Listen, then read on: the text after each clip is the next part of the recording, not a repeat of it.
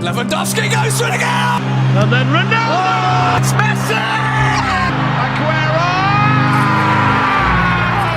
How's it going guys? It's Divyansh. Welcome back to another video। और इस video में हम लोग बात करने वाले हैं जुवेंटस और रोनाल्डो के करंट सिनेरियो के बारे में। अब यार अगर जुवेंटस के करंट सिनेरियो के बारे में मेरे को अपना पर्सनल ओपिनियन बनाना पड़े तो मैं सिंपल 3 या 4 शब्दों में कह दूंगा कि समथिंग नीड्स टू चेंज। और अगर रिपोर्ट्स की माने और जो सोशल मीडिया पे फैंस का आउटरीच चल रहा है अगर उसकी देखें तो उसके हिसाब से जुवेंटस का जो बोर्ड है, जुवेंटस की जो हायरार्की, या तो वो आंद्रे पिर्लो के साथ जाएगी, आंद्रे पिर्लो को चूज करेगी, या फिर वो रोनाल्डो और ज़िनेदिन ज़िदान के कॉम्बिनेशन को चूज करेगी। अब यार बात करते हैं जुवेंटस के लेटेस्ट परफॉर्मेंस के बारे में। तो जुवेंटस का जो लास्ट मैच था, जो लेटेस्ट मैच था, वो AC मिलान के खिलाफ था अपने ही होम में। और ये मैच कहीं ना कहीं यार बहुत ज़्यादा इस मैच पे कहीं ना कहीं बहुत ज़्यादा डिपेंड करता था। अगर बात करें पर्सनल राइवलरी की तो ऑब्वियसली जुवेंटस में रोनाल्डो है, AC मिलान में इब्राहिमोविच है, तो इनकी एक आपस में पर्सनल राइवलरी होती है। लेकिन अगर बिगर पिक्चर की बात करें तो जो इनकी टीम की राइवलरी है और ऊपर से इस मैच पे डिपेंड था कि जो जीतेगा वो स्ट्रेट अवे टॉप 4 में जाएगा और जो हारेगा वो एज ऑफ नाउ टॉप 4 से बाहर चले जाएगा। यानी कि जो बाहर जाएगा उसको नेक्स्ट सीजन यूरोपा लीग में खेलना पड़ेगा। अब अगर इस मैच के रिजल्ट की बात करें तो AC मिलान ने अनएक्सपेक्टेडली जुवेंटस को 3-0 से उनके होम में हरा दिया है। और इसी के साथ अगर पॉइंट्स टेबल की बात करें तो आप अपनी स्क्रीन पर देख सकते हैं इस समय AC मिलान 3rd नंबर पे आ गई है विद 72 पॉइंट्स और जुवेंटस टॉप 4 से बाहर जा चुकी है with 69 points. Just imagine Cristiano Ronaldo playing Europa league या फिर Juventus playing Europa league next season. I can't even imagine. अब यार एज ऑलवेज जुवेंटस का मैच होता है, उसके बाद पोस्ट मैच इंटरव्यू में आंद्रे पिर्लो जुवेंटस के मैनेजर हैं, वो कहते हैं कि उनका कोई भी ऐसा इंटेंशन नहीं है, उनके कोई भी ऐसा आइडिया नहीं है, कोई फ्यूचर प्लान्स नहीं है कि वो जुवेंटस के साथ अपने कॉन्ट्रैक्ट को टर्मिनेट कर दें, क्योंकि इस सीजन जुवेंटस बहुत ज़्यादा खराब परफॉर्मेंस रही है। यार ऑब्वियसली मेरे हिसाब से कोच है तो वो तो कहेगा ही, वो तो ऑब्वियसली कहेंगे कि उनका कोई आइडिया नहीं है, उनको जब तक काम करने दिया जाए वो काम करेंगे। बट ये तो जुवेंटस की जो बोर्ड है, जो जुवेंटस की हायरार्की है, जो मैनेजमेंट है, उसके हाथ में है कि उसको क्या डिसीजन लेना है। अब यार जब भी आंद्रे पिर्लो को सैक करने की बारी आती है तो कहीं ना कहीं जो फैंस होते हैं, जो क्रिटिक्स होते हैं, वो 2 ग्रुप में बढ़ जाते हैं। एक ग्रुप कहता है कि हाँ ठीक है सैक कर देना चाहिए, इट्स हाई टाइम नाउ, बहुत ज़्यादा हो चुका, अब और टाइम नहीं देना चाहिए। वहीं कुछ लोग कहते हैं कि हमें टाइम देना चाहिए आंद्रे पिर्लो को, जो उनके आइडेंटिटी है, जो उनका प्ले स्टाइल है, उसके हिसाब से उनको कम से कम 2 या 3 समर ट्रांसफर विंडो और कम से कम 2 सीजन तो देने ही देने चाहिए। जैसे मैनचेस्टर सिटी ने पेप गार्डियोला को दिया था, लिवरपूल ने जर्गन क्लॉप को, मैनचेस्टर यूनाइटेड ने ओले गुनार सोल्शायर को दिया था, या फिर फेमसली बात करें तो रियल मैड्रिड ने ज़िनेदिन ज़िदान की बात करें। अब यार इस पॉइंट से मैं उन फैंस के साथ बिल्कुल एग्री करता हूं। लेकिन अगर बात करें इसमें कहीं ना कहीं एक थोड़ा सा कैच है, और वो कैच ये है कि अगर हम बात करें पर्टिकुलरली मैनचेस्टर सिटी की और लिवरपूल की, तो जब मैनचेस्टर सिटी ने पेप गार्डियोला को साइन किया था तो मेरे ख्याल से उस टाइम मैनचेस्टर सिटी उस पोजीशन में नहीं थी जिस टाइम जुवेंटस उस पोजीशन में थी जब जुवेंटस ने आंद्रे पिर्लो को साइन किया। सिंपल शब्दों में आपको इसे समझाता हूँ। जब आंद्रे पिर्लो ने जुवेंटस को ज्वाइन किया था एज अ मैनेजर, तो जुवेंटस पिछले 9 या 10 सालों से लगातार हर सीजन सीरिया चैंपियंस रही है और काफ़ी अच्छे डोमिनेशन के साथ रही है। हर सीजन वो चैंपियंस लीग की फेवरेट्स रहती थी कि हाँ भाई इस सीजन भी जुवेंटस है वो चैंपियंस लीग जीतेगी। और 2011 से 2020 के बीच में, या फिर जब तक आंद्रे पिर्लो मैनेजर बने थे, उस बीच जुवेंटस ने 2 बार चैंपियंस लीग का फाइनल खेला है। अब अगर आंद्रे पिर्लो से पहले के मैनेजर्स की बात करें, जब मैसिमिलियानो एलेग्री की और मॉरिजियो सारी की, तो जब वो सैक हुए थे तो उन्होंने सीरिया टाइटल जीता था, बस वो चैंपियंस लीग में जीतने से फेल हुए थे, इसलिए जुवेंटस ने उनको सैक कर दिया था। अब अगर करंट सिनेरियो की बात करें आंद्रे पिर्लो के अंडर जुवेंटस की, तो चैंपियंस लीग में राउंड ऑफ 16 से FC पोर्तो से हम हार चुके हैं।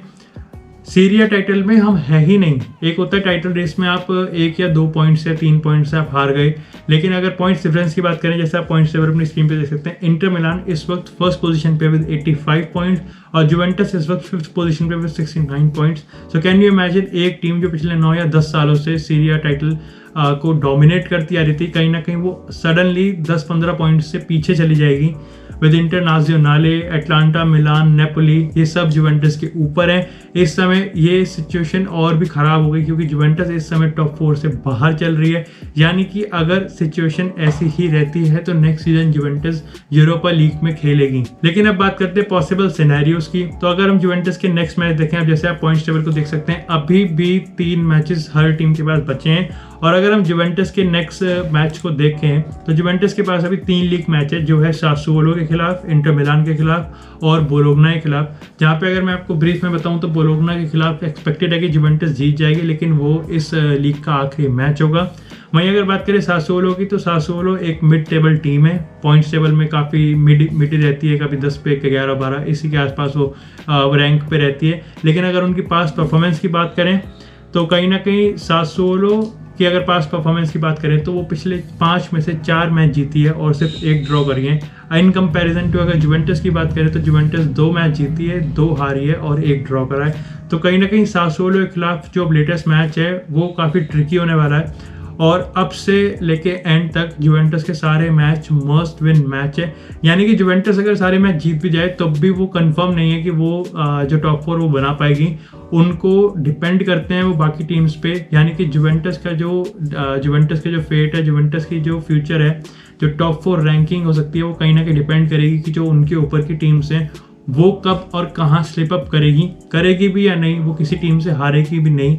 यानी कि जब दूसरी टीम पॉइंट्स ड्रॉप करेगी तब जुवेंटस ऊपर जाएगी। अदरवाइज अगर सिचुएशन ऐसी रहती है, जुवेंटस भी अपने सारे मैच जीत जाती है, जो कि मेरे को लग नहीं रहा, क्योंकि अगर सासुओलो के बाद की मैच की बात करें तो जुवेंटस का मैच है इंटरनाज़ionale के।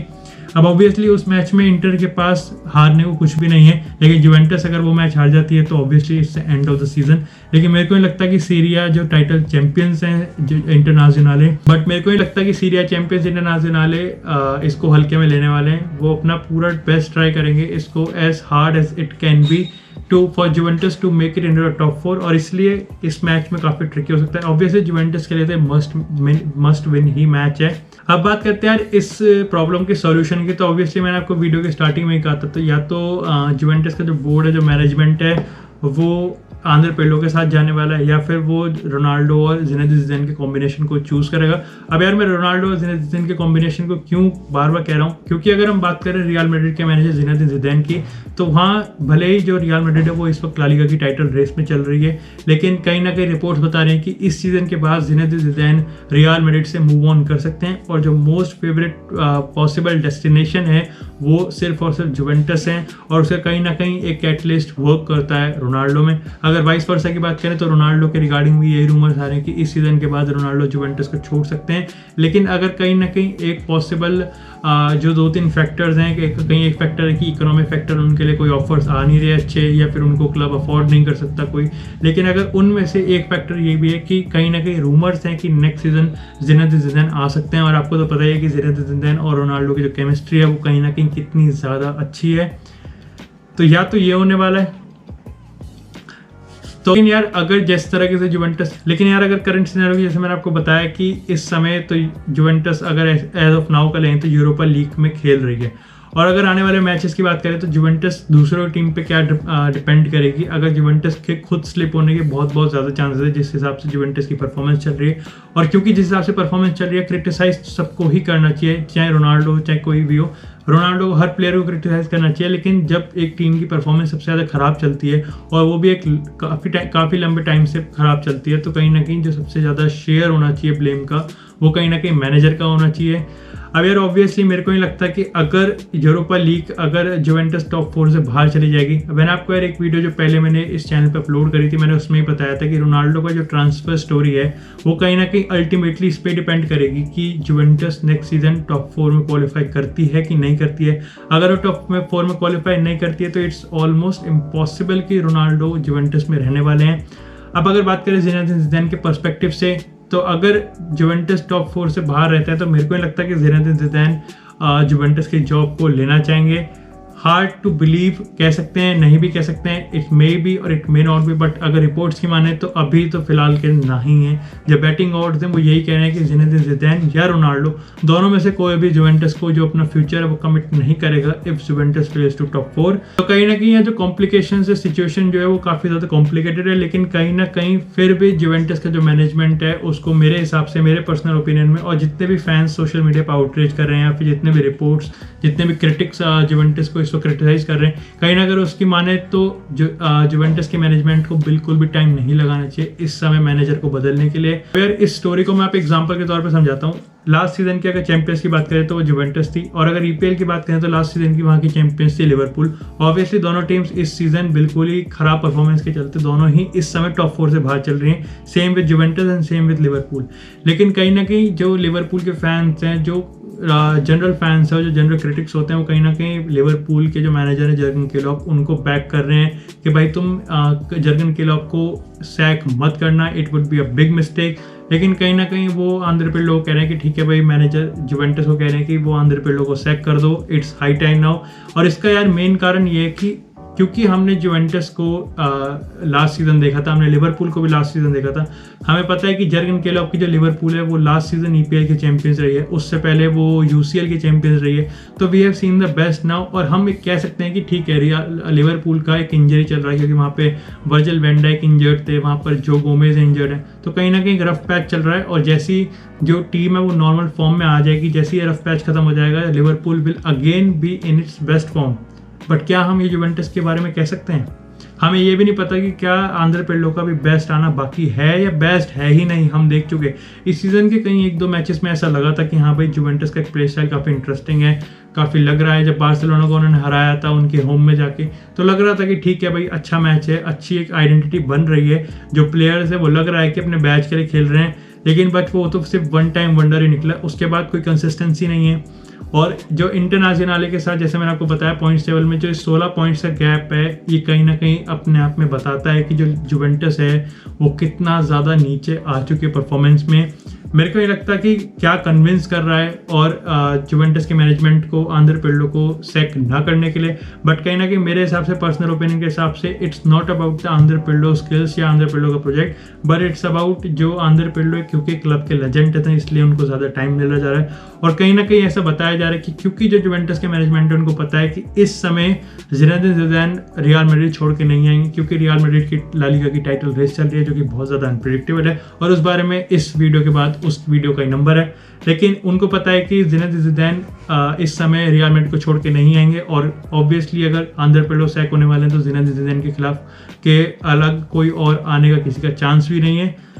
कहीं ना कहीं आंद्रे पिर्लो को भी टाइम दिया जा रहा है कि वो जुवेंटस को बैक इन द टॉप 4 लाएं, और इस समर जैसे सीजन एंड होगा तो कहीं ना कहीं जुवेंटस मैनेजमेंट सोच रहे हैं कि वो आंद्रे पिर्लो को सैक करती है।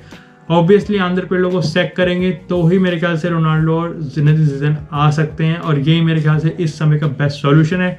आने वाले टाइम में जो मैचेस आएंगे उसके रिव्यूज़ तो इस चैनल पे आए जाएंगे। देखते हैं कि स्टोरी में और क्या डेवलपमेंट होते हैं। बस इस वीडियो के लिए सिर्फ इतना ही। अगर आपको वीडियो पसंद है तो वीडियो को लाइक करना, चैनल को सब्सक्राइब करना। मैं इसी तरह फुटबॉल से रिलेटेड कंटेंट और फीफा से रिलेटेड कंटेंट इस चैनल पर अपलोड करता रहता हूँ। So stay tuned guys, I will see you guys in the next video.